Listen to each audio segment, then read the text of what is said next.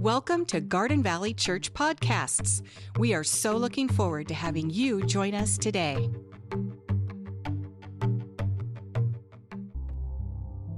Hi, I'm Brian Bandelman.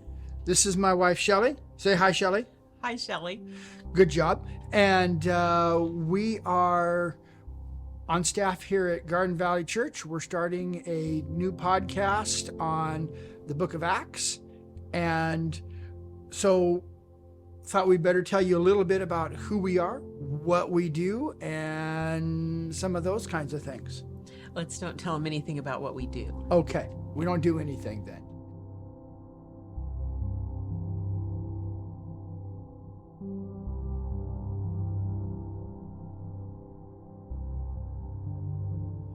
Brian and I have been a variety of things throughout our lives. We were children, and then we were adults, and now we're here.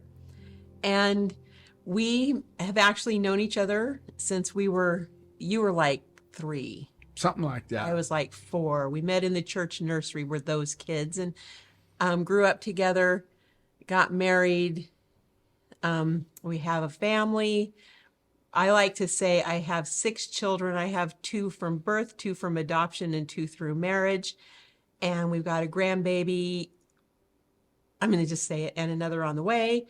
And so we are recently back in America after 12 years living in Uganda. So we're kind of a little bit different worldview than the average person in Roseburg, but we kind of like it that way. And so we're going to spend the next few weeks just sharing our view and some of what the Bible says. So ministry-wise, our background is we went off to Bible college, and Shelly always had the call and the goal towards being a missionary. And we got out of college, and I went into youth ministry. That was my thing, and in one way or another, we have been involved in ministry since the 1980s. And like 35 years officially, but you kind of started at 17. Yeah. Because we didn't have a youth pastor in our little tiny church in Yoncalla, so you kind of just did it. Well, and it's hard to think about the fact that I've been doing ministry for 30-something years because I'm only 27. So that's the problem that I have. And that's kind of how we operate too, is when we are somewhere and something needs done, we jump in and do it. And so we've done a lot of things. The last few years, I would say, we're probably more mentor cheerleader people. Yeah. Yeah. You say, well, what'd you do in Africa as missionaries? Well, we spent a lot of time actually just putting tools in the hands of other people. We recognize that over the years we picked up a lot of experience of doing a lot of things. And so when we got over there, we weren't pastoring a specific church or doing things like that. We spent a lot of time mentoring and, like I said, putting tools in the hands of local people, local pastors that were some of the things we knew how to do. We recognize that is a blessing. And so we were given much. So part of what we did was we spent a lot of time teaching what we knew how to do, sometimes in a Bible college setting, sometimes in various other places, sometimes sitting in the yard visiting, under a palm tree, and just finding ways to facilitate them doing what we knew how to do. Because one of the things we learned is that they didn't have a language barrier. They didn't have a cultural barrier. Nobody looked at them funny because they were the wrong color or, things like that. Yeah. So if we could share with them what we knew how to do, then they could do it and actually be more effective than if we tried to do it. And so even here, that's what we do now. There's a lot of times that Brian is helping mentor our youth director and the people in that program. And I lead the young adults, and I have an amazing team. And so I say now I'm their facilitator, because as they come up with the ideas, I help them walk it out in the training and the disciple making. And I think that's probably what we are. I think we're disciple makers. I think so. Yeah, because although it's scary that there would be like more of us running around the world, actually there are us running around the world because we've been around the world. And so it's kind of appropriate that we're doing the book of Acts, because, Paul was our first missionary, and he ran back and forth and trained and equipped and taught. And one of the things that we do now, he wrote letters, we write emails and stay in contact with people 9,000 miles away and people in Texas. And so we really believe that whatever you put your hand to, you do well. And we stay in contact with people and speak into their lives. Yeah. And you get those messages in the middle of the night. What do I do about this? And you stop and try to sort out, okay, well, what are our options and what are our things?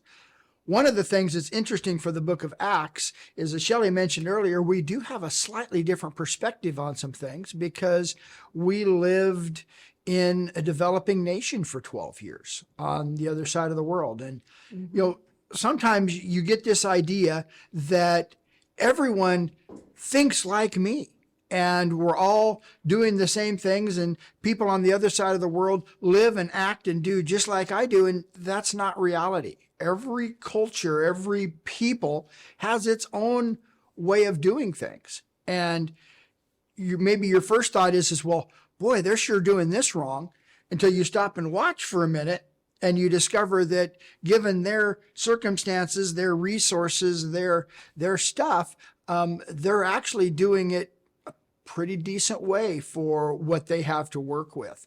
And so that was one of the things I know it helped me a lot reading through particularly the New Testament, because you read through some of those things and you recognize these people are living a lot like kind of what I see. Now, for example, it's not too far of a drive to in Uganda to go to a place where there's no electricity, there's no running water, there's no paved roads. That's not a very far drive. No. And so all of a sudden you can drop yourself almost into the way they lived in New Testament times. Some of the cultures and some of the things that we have a hard time getting in our busy, hectic schedule here in the States. Other places, they have time, because they're not running all over, because there's nowhere to run to. They're not hurrying to get home to watch their show because they don't know what televisions are. The world is increasing, and that those places are beginning to shrink. But it's a different mindset. And so one of the things we recognize, all the world does not think like me. Well, and we could do the thing where you would stand out in a field and start talking or singing. Actually, that's how we started. You always start with singing, and within half an hour, you can have 1,000 people, and they're just sitting in the hot sun listening to the gospel because they're hungry and they want it, and they take the time for it. And so there's an aspect of that is fun and different. And as we go through the Bible, there are times when we're like, oh yeah, remember that time in Masaka when we were out in a field and we did that? Or we would go to visit the churches that had been planted. When Paul goes and visits his churches, and we'll talk about some of those things in this,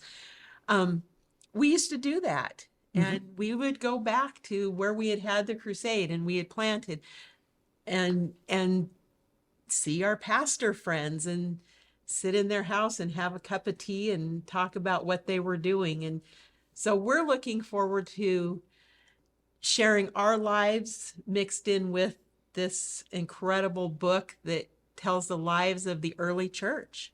Yeah. And, that's about a little bit about us, our perspective, how we do things. It's very formal. It is. One of the other things that you'll catch a little bit from us is that we believe that the Bible was real events, real people. Oh, yeah. That happened in a real time, in a real setting. And one of the things that happens in my mind is I always want to try and figure out, okay, what did this look like? If I was there, what was I hearing and seeing and perhaps smelling? And what was going on in an attempt to make it more than, a book from a very long time ago into events today, and how much like us that day was, and how this, those things transpired into everyday life, in everyday things. So I'm always looking for ways to make it real and modern. Yeah. So real life in the book of Acts. Yeah. Yeah. So that's us, and we hope you enjoy the series. Thank you so much for joining us today. If you're interested in checking out more of our podcasts as they come available, please download our app in your device's app store or check us out on your podcast platform at Garden Valley Church. We look forward to seeing you next time.